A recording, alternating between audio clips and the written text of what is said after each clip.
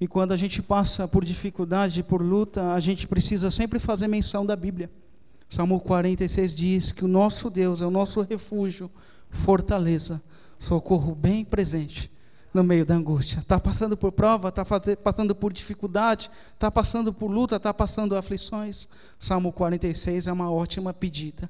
Ele é o nosso refúgio, socorro, fortaleza, presente no meio da angústia. Amém, irmãos? Quero compartilhar um texto com os amados, que se encontra lá no livro de Apocalipse, capítulo de número 3, do verso 14 ao verso 22, irmãos. Água, por favor, quem puder.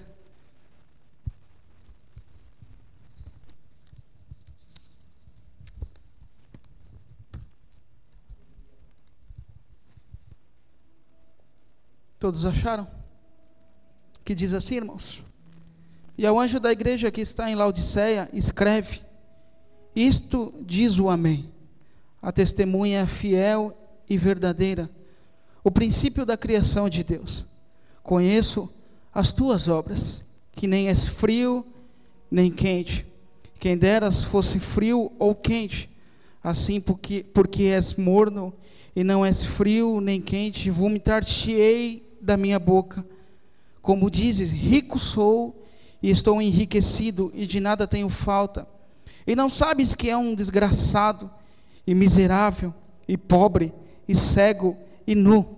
Aconselho-te que de mim compre ouro provado no fogo, para que te enriqueça, e roupas brancas para que te vista, e não apareça a vergonha da tua nudez, e que unge os teus olhos com colírio para que vejas. Eu repreendo e castigo a todos quanto amo. Sê, pois, zeloso e arrepende-te. Eis que estou à porta e bato. Se alguém ouvir a minha voz e abrir a porta, entrarei em sua casa e com ele cearei, e ele comigo. Ao que vencer, lhe concederei que se assente comigo no meu trono, assim como eu venci e me assentei com meu Pai no seu trono. Quem tem ouvidos, ouça o que o Espírito diz às igrejas. Se você quiser e puder, pode glorificar e exaltar a Deus com as tuas palmas, irmãos. Pode ser piano mesmo, pode aumentar o volume também, tá bom? Ia ficar meio esquisito, né? Pode tomar o teu assento, irmãos.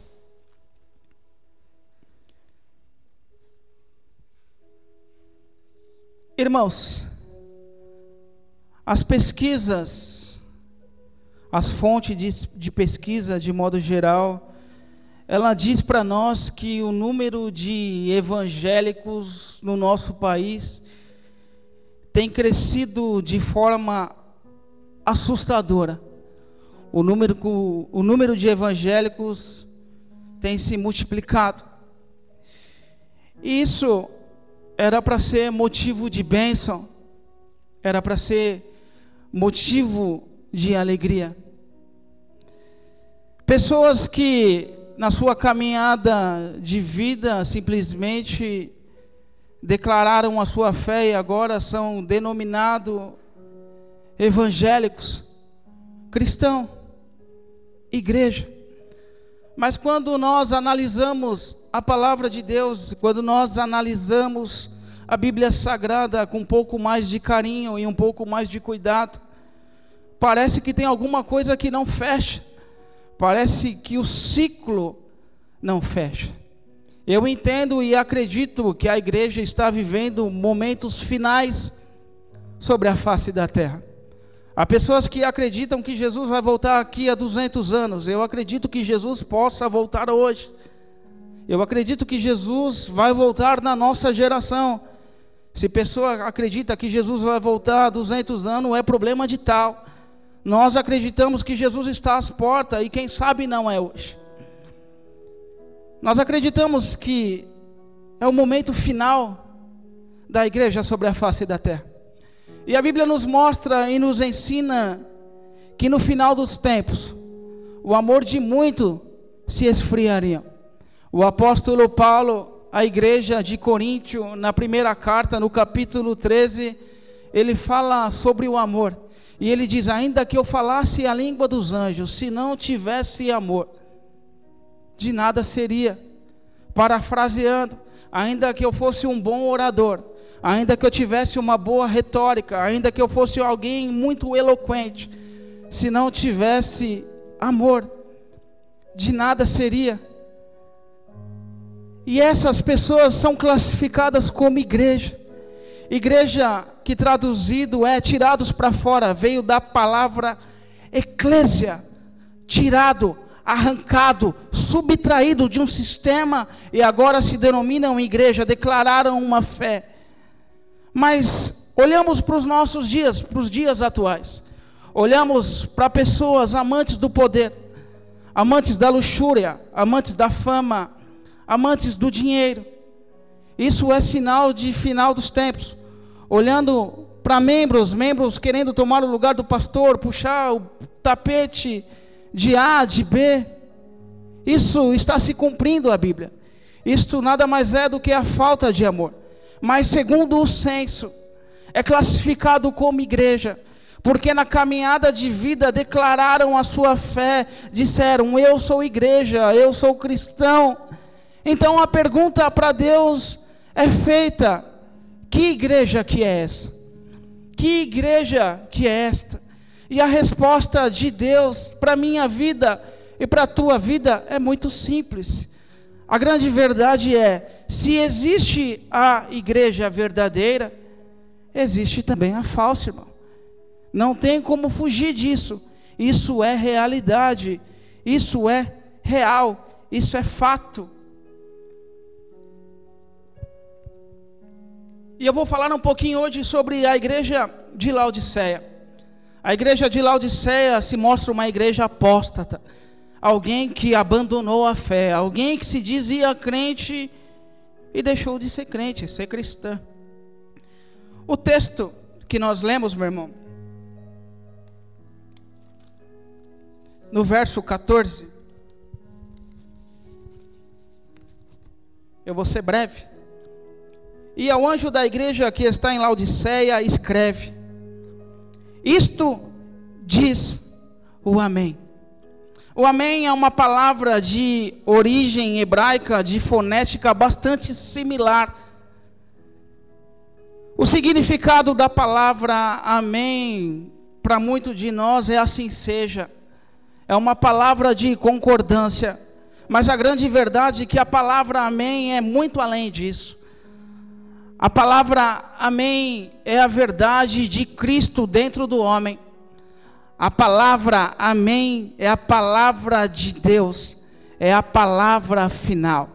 Se falaram para você que você não tem jeito, se deram um decreto de maldição na tua vida, fique tranquilo, porque o Amém sempre vem da parte de Deus, irmão. A palavra final sempre é dele. Aleluias. A Bíblia diz mais, no verso 14: a testemunha fiel e verdadeira. A Bíblia nos mostra e nos ensina que Jesus, após sido batizado, o céu se abre e o Espírito Santo, de uma forma de pomba, desce sobre ele, e uma voz do céu diz: este é o meu filho amado, a quem eu me comprazo. Jesus, ele é a testemunha fiel e verdadeira. A Bíblia diz mais no verso 14: o princípio da criação de Deus. João capítulo 1, verso 1: no princípio era o verbo, e o verbo estava com Deus, e o verbo era Deus. Todas as coisas foram feitas por ele, e sem ele nada do que foi feito se fez. A Bíblia diz que Jesus, ele é o princípio e o fim. A Bíblia nos ensina também que ele é o alfa e o ômega. Verso 15, aqui começa a mensagem. Aqui no verso 15, ele diz assim, ó: conheço as tuas obras, que nem és frio nem quente. Quem deras fosse frio ou crente. Provavelmente a igreja de Laodiceia não sabia ou não fazia menção do Salmo 139. Talvez se esqueceram que Deus ele nos sonda, que Deus ele nos conhece, que Ele sabe o nosso assentar, que Ele sabe o nosso levantar, que ainda que a palavra não venha à minha boca, Ele já o sabe. Você pode enganar A, você pode enganar B, você pode enganar C, mas a Deus não tem como enganar, porque a Bíblia diz que Ele nos conhece, e nos dá a entender que a igreja de Laodiceia, de fato não conhecia, ou se esqueceu do Salmo 139, porque Jesus vai lá e aponta: conheço as tuas obras. É um Deus que conhece. Muitas vezes nós omitimos, ou nós muitas vezes não agimos com a verdade, mas Deus de fato Ele nos conhece, irmão. Não dá para fugir, porque Deus é soberano, Ele é onipresente, Ele é onipotente, Ele é onisciente, Ele sabe de todas as coisas. Os olhos deles estão em todos os lugares. Ele sabe. Conheço as tuas obras, que nem és frio e nem quente. Quem dera fosse frio ou quente. O interessante, meu irmão, que a igreja de Laodiceia, ela se dá a origem devido à sua cidade, Laodiceia. Mas quando nós analisamos a história, nós percebemos que a cidade de Laodiceia até então não era Laodiceia. A cidade de Laodiceia, ela tinha um outro nome. Tal nome era Diáspole, que traduzido é cidade de Zeus. Em grego, para o português, cidade de Deus. É Deus quem governa, é Deus quem manda, é Deus quem opera, é Deus quem cuida. E a história nos diz que um abençoado, alguém que presidia a cidade, alguém que governava a cidade, tinha uma esposa de nome Laodice. E ele simplesmente resolve homenagear a tua esposa. Então ele troca o nome da cidade de Diáspole para Laodiceia. E a tradução de Laodiceia, o significado de Laodiceia, simplesmente o homem que julga. Deus não é mais quem julga.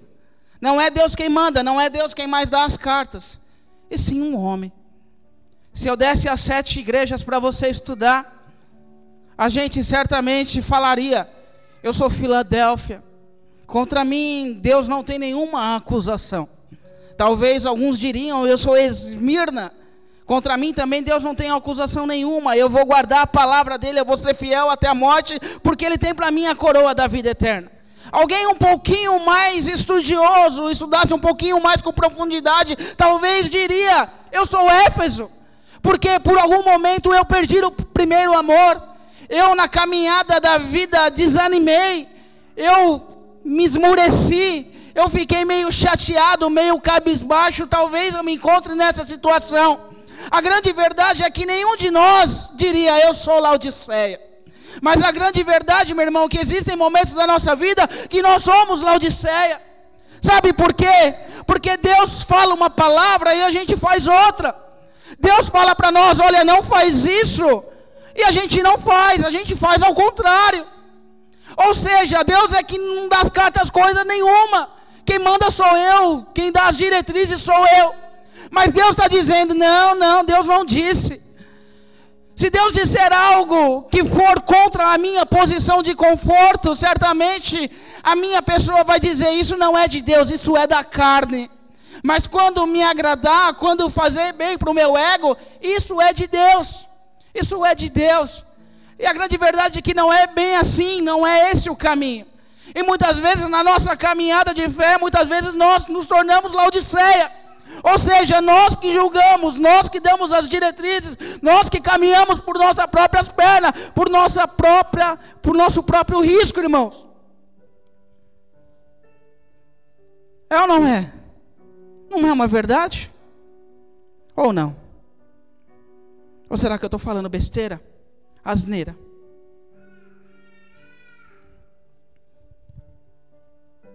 Pessoas que falam como crente, se vestem como crente, se portam como crente, mas não é crente. Esta é a igreja de Laodiceia. Verso 17, irmãos. Deixa eu dar uma olhada aqui. Como dizes, rico sou, e estou enriquecido, e de nada tenho falta, e não sabes que é um desgraçado, e miserável, e pobre, e cego e nu. Esse era o conceito da igreja de Laodiceia. Por que uma igreja rica? Porque essa igreja estava situada numa cidade turística. As pessoas simplesmente iam para lá e gastavam dinheiro, porque a cidade atraía multidões, porque ela tinha fontes de água termais, ela tinha centro clínico oftalmológico, ela vendia colírios, ela fabricava lampreta. Então a cidade atraía multidões, e as pessoas de fato iam na igreja, e ali dizimavam, e ali cooperavam, e ali contribuíam, mas era uma igreja pobre, para Deus. Sabe o que eu aprendo, meu irmão? Que a verdadeira riqueza não está nas coisas materiais, e sim na pessoa de Cristo, e sim na pessoa do nosso Deus. Uma igreja que tinha dinheiro, que tinha posição, mas que era miserável, que era uma igreja desgraçada. Desgraçada dentro do nosso conceito, às vezes ela soa ruim, né? Parece que a gente está xingando, ofendendo, mas dentro do contexto bíblico, desgraçada é alguém que está fora, que não tem a graça de Deus. A igreja de Laodiceia, de fato, não tinha a graça de Deus. Miserável, espiritualmente não tinha nada a oferecer a ninguém. Cega, o Deus daquele século já tinha cegado a igreja de Laodiceia. O Deus desse século aqui já tem cegado a muitos. Pessoas amantes do dinheiro, do poder, da luxúria, da fama, estão um pouco se lixando para ambos. A grande verdade é essa. Mas aqui você está numa igreja séria, numa igreja bacana que prega a verdade e prega a palavra, que não tem rabo preso com ninguém, irmãos. Desculpe o termo. Tá bom, irmãos? É a real. Nu. Jesus fala para ela que ela é nu. Nu representa ou simboliza vergonha. Uma igreja que causava vergonha, não para uma sociedade, mas para Cristo. Verso 18. Aconselho que de mim compre ouro provado no fogo, para que te enriqueças, e roupas brancas para que te vistas, e não apareça a vergonha da tua nudez, e que unja os teus olhos com colírio para que vejas. Esquisito, parece meio contraditório. Uma igreja rica, uma igreja que fabricava colírio, que tinha um centro clínico que mexia com vista, uma igreja, uma cidade que mexia com roupas, com lampreta. A grande verdade, meu irmão, é que o ouro representa metal precioso. E a Bíblia nos mostra que onde está o nosso coração, ali está o nosso tesouro. Infelizmente as pessoas estão atrás do dinheiro, da fama. Mas eu quero convidar você a colocar o teu coração em Cristo. Coloca o teu coração no reino, porque lá o ladrão não mina para roubar. Lá a traça não vai corroer, lá a ferrugem não vai corroer também. Mas se você faz tesouro nessa terra, infelizmente os ladrões vão lá, minam e roubam, e você vai ficar chupando o dedo. A Bíblia nos mostra que eles deviam comprar roupas brancas. Parece meio contraditório, já que a igreja de Laodiceia estava numa cidade onde se fabricava roupas, lãs pretas. A história diz lãs pretas. O preto, ele tem uma representação de escuridão, de trevas. Brancos representa a pureza, santidade. Provavelmente a igreja de Laodiceia era uma igreja injusta, e Deus estava convidando aquela igreja a se vestir da justiça, a se vestir da pureza, a se vestir da santidade, porque isso de fato agrada a Deus.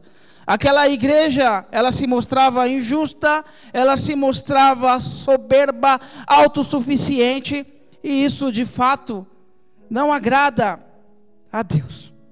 Verso 19, irmãos. Eu repreendo e castigo a todos quanto amo. Sê, pois, zeloso e arrepende-te.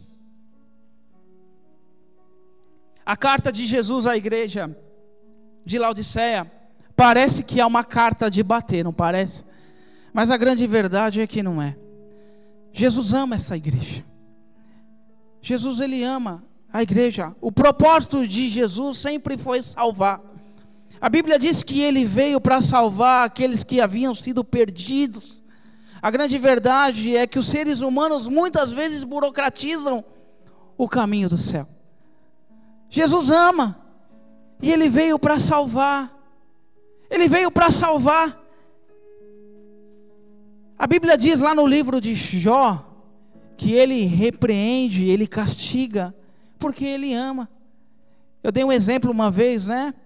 O pai castiga o seu filho muitas vezes, não porque ele quer o mal da criança, é porque ele o ama. Porque quando ele repreende, ele fala, olha, o caminho é esse. Se ele não repreende, ele dá asas para o filho. E quando pensar que não, está nas drogas, está no álcool, na bebida, na prostituição.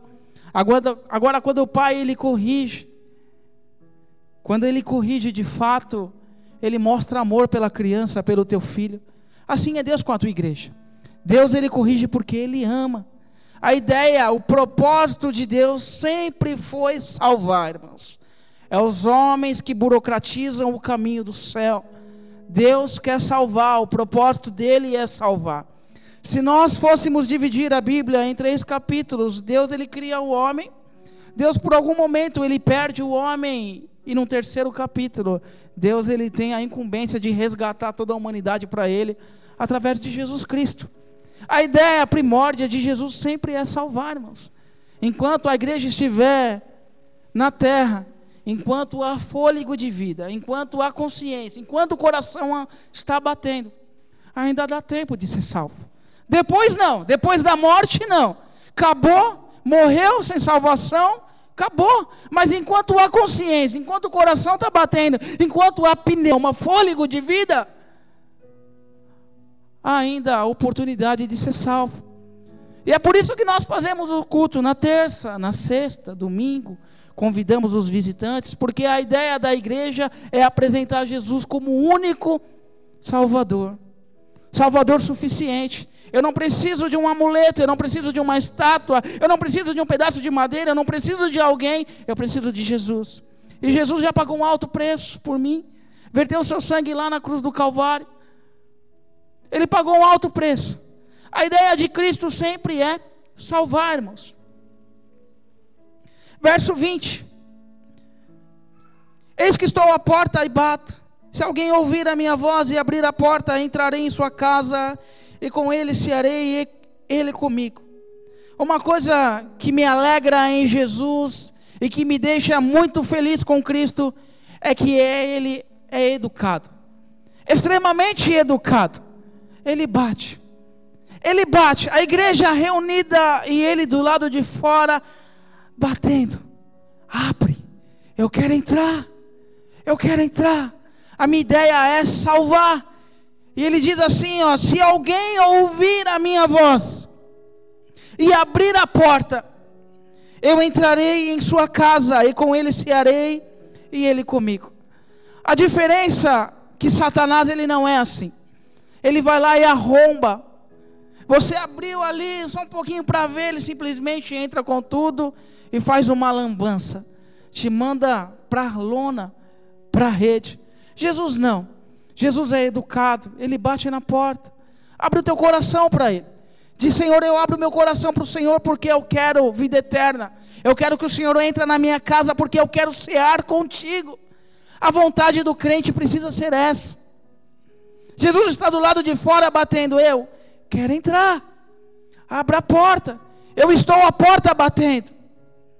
Uma igreja arrogante, uma igreja que se achava autossuficiente. Autossuficiente é confiar na força do teu próprio braço. Ou seja, não preciso de Jesus. Jesus poderia ter muito bem ter dado as costas, ter ido embora. Mas a ideia de Jesus é salvar. E ele fica na porta. Abra, abra, porque eu quero entrar. Eu quero salvar. Eu vim para resgatar aquele que havia sido perdido. essa igreja causava em Jesus ânsia, deixava Jesus doente, se é que eu posso falar assim. Alguém que está pronto a vomitar. Mas a Bíblia nos mostra que a ideia principal de Cristo é salvar. A ideia sempre foi salvar. E nós, seres humanos, não podemos burocratizar o caminho da salvação, irmãos. Temos que pregar a verdade, falar a verdade e deixar claro que Jesus ele veio simplesmente para salvar aquele que havia sido perdido. Porque na ideia de Deus, Deus nunca criou o homem para que o homem morresse. O homem morreu fisicamente porque o pecado entrou, mas Deus automaticamente se encarrega de providenciar o cordeiro que já foi imolado antes mesmo da criação do mundo, da fundação do mundo, Jesus Cristo. Verso 20, verso 22, irmãos. Quem tem ouvidos, ouça o que o Espírito diz às igrejas. Eu falei aqui por quase 25 minutos. É um tempo razoável.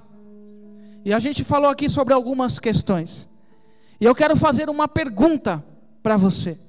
E essa pergunta você pode pensar, pode ir embora com ela para a tua casa pensando. E a pergunta é: você está convicto que você precisa de Jesus?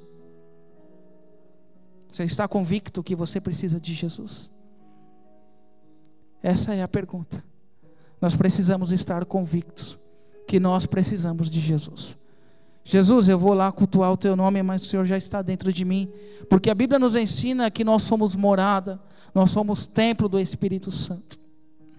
É ou não é? Se porte de pé, irmãos.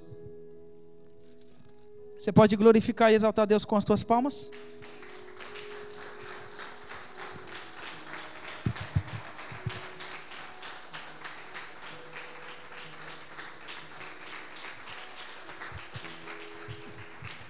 Vamos orar, irmãos? Podemos orar ao Senhor?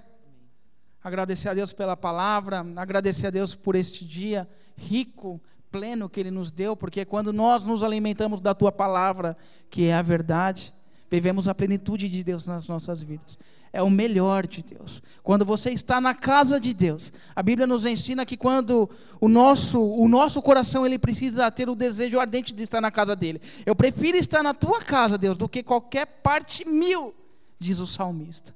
Você tem que se alegrar. Senhor, eu me alegro de estar na tua casa.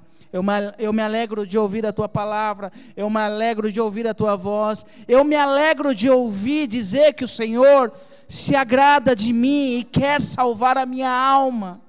É ou não é? Senhor eterno, soberano Deus, Criador dos céus e da terra. Pai, ouvimos a tua palavra que é boa, que é perfeita e que é agradável, ó Deus.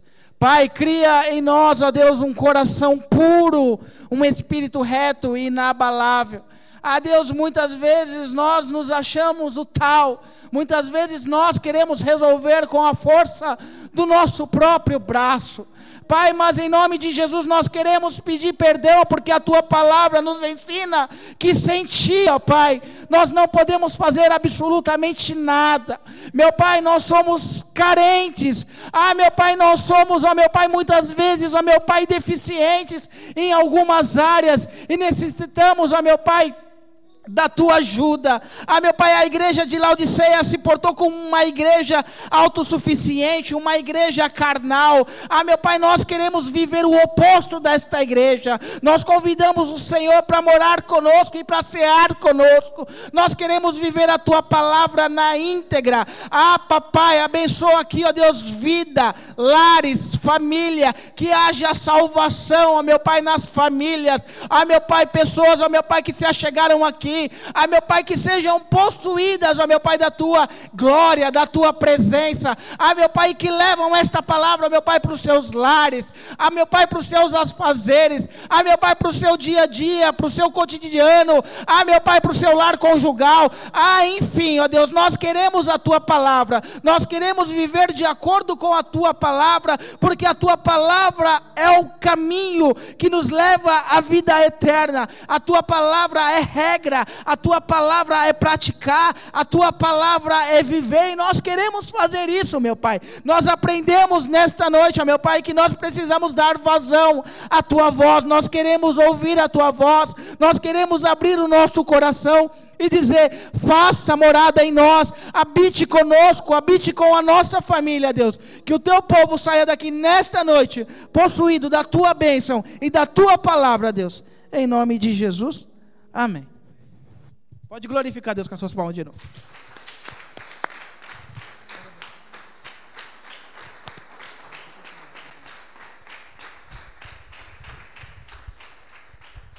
Amém. Fique de pé, nós já vamos encerrar o culto. Nós precisamos a cada dia entender que precisamos mais e mais de Jesus, e não é porque já o temos que está tudo certo e agora a gente vai agir do jeito que achar que deve, né? Viver debaixo da graça é viver dependente de Cristo, é viver dependente do nosso Deus, que nós sejamos assim, dependentes, tá bom? Para que Deus sempre possa operar em nós a sua graça, o seu amor, o seu perdão, que Ele possa se mover em nossas vidas com a sua unção, encontrando em nós a humildade. Somos nada além daquilo que Deus quer que sejamos, tá bom? Lembrando os irmãos, quinta-feira então, nossa aula de teologia para os alunos que já estão aí, na próxima quinta-feira normal, foi decretado feriado no nosso estado, na nossa cidade, mas nós vamos ter aula normal à noite, tá bom? Às 8 horas da noite, como de costume. E cuidado, tá? Na rua, na quinta-feira, não fiquem aí depois do jogo, indo para lá, indo para cá, porque a gente sabe que a bagunça é perigosa, e os seres humanos lá fora não têm muito controle de si mesmos, e fazem muitas besteiras nessas épocas. Então não fique vacilando, tá bom? Porque o Senhor Jesus foi tentado, quando Ele foi levado em cima, no alto de um pináculo, o diabo disse para Ele: lança-te daqui, porque está escrito que Ele dará ordem aos seus anjos para que você não caia. E o Senhor Jesus responde para o diabo: também está escrito, não tentarás o poder do Senhor teu Deus, tá? Então que nós não venhamos também tentar o nosso Deus. Eu sou cristão, o Senhor é comigo, eu vou e volto, não, sejamos prudentes, tá bom? Sejamos prudentes. Sexta-feira, nosso culto normal, vamos estar encerrando a campanha Fidelidade ao Senhor, mas isso não quer dizer que nós vamos parar de sermos fiéis a Deus, nós vamos lutar a cada dia, e aí depois nós vamos anunciar a próxima campanha, que eu peço que você participe, e nós temos um tratado, né? Trazemos vidas para essa próxima campanha, porque elas vão conhecer Jesus nessa campanha próxima, tá bom? Então que você já vá se preparando para isso, em o nome de Jesus. Vamos orar? Pai maravilhoso, nós te louvamos e nós te agradecemos por mais este culto. Te agradecemos, meu Pai, pela sua graça, pelo seu amor, pelo seu perdão, pela sua presença em nossas vidas. Pedimos ao Senhor a cada dia que possamos caminhar, meu Pai, debaixo da tua proteção. Pedimos ao Senhor, meu Pai, que nos ajude em nossas fraquezas a cumprirmos com o teu chamado em nossas vidas. Pai, em nome de Jesus, possamos agora retornar aos nossos lares, meu Pai, renovados, cheios da tua presença e confiantes em ti, na tua palavra, porque ela nos garante, meu Pai, a vida eterna, ela nos garante, a tua palavra nos garante a redenção, a tua palavra nos garante vida, meu Pai, mas nós precisamos permanecer nela. Pai, em nome de Jesus, Senhor, conduza-nos em paz, conduza-nos em segurança, abençoa os nossos irmãos que não puderam vir hoje, alguns que estão aí, meu Pai, ligados pela internet, em o nome de Jesus, nosso irmão Ellison, sua esposa Mônica, lá na Bahia com seus filhos, filhos, que o Senhor os abençoe, que o Senhor esteja guardando-os lá, meu Pai, e que eles estejam, meu Pai, mais e mais firmes na Tua presença. Abençoa, meu Pai, os nossos amados que estão em casa assistindo, abençoa-os, meu Pai, para que eles também tenham uma noite como nós, meu Pai, super mais que abençoada, em um nome de Jesus. Digamos amém? Antes da bênção apostólica, vamos orar pelo nosso irmão Rodrigo? Vem cá. Ele está correndo atrás de mim, né? Está com 34 anos, está correndo atrás de mim, quase me alcançando. Parabéns para você, nessa data querida, muitas felicidades, muitos anos, vamos lá, mais alegres. Parabéns para você, nessa data querida, muitas felicidades, muitos anos de vida, amém? Estenda a sua mão para cá. Pai maravilhoso e bondoso, muito obrigado por mais um ano que o Senhor concede, meu Pai, de vida a teu filho, meu Pai Rodrigo, diácono, meu Pai, da tua casa, a igreja ao Deus eterno. Que o Senhor o abençoe, que o Senhor, meu Pai, multiplique a sua saúde, a paz, a alegria, meu Pai, no seu lar, na sua família, a saúde do seu filho, da sua esposa, a saúde física e espiritual. Pai, em nome de Jesus, que haja fartura, meu Pai, a cada dia no seu lar, no seu caminhar. Seja um servo, meu Pai, um filho próspero sobre esta terra, para o teu louvor e para a tua glória. Oh, meu Pai, continua usando o teu filho na terra, continua, meu Pai, usando ele como teu instrumento na palavra, continua usando ele, meu Pai, em nome de Jesus, como testemunho sobre esta terra. Pai, em nome de Jesus, muito obrigado, Pai, porque lá quando criança, quando desenganado, meu Pai, pelos médicos, o Senhor o libertou da doença, o Senhor o trouxe de volta à vida, para que hoje ele estivesse aqui, meu Pai, nos abençoando, meu Pai, como instrumento teu. Pai, que a tua graça seja mais do que abundante sobre a sua vida, não só hoje, mas todos os dias, Pai, da sua vida, para o louvor do teu nome, Pai, em nome de Jesus. Diga amém.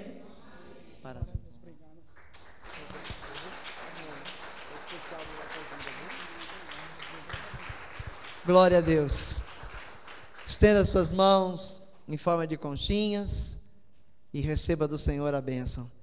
Que o amor do Pai eterno, a graça do Filho Jesus Cristo e a comunhão do Espírito Santo seja com todos nós, agora e para sempre. Diga amém. Amém. Dê uma salva de palmas para Jesus. Que o Senhor te abençoe, que o Senhor te guarde, que o Senhor te leve em paz, em segurança. Tem cantina, fiquem à vontade, tem um lanchinho quentinho lá, amém? O crente gosta de comer também, né?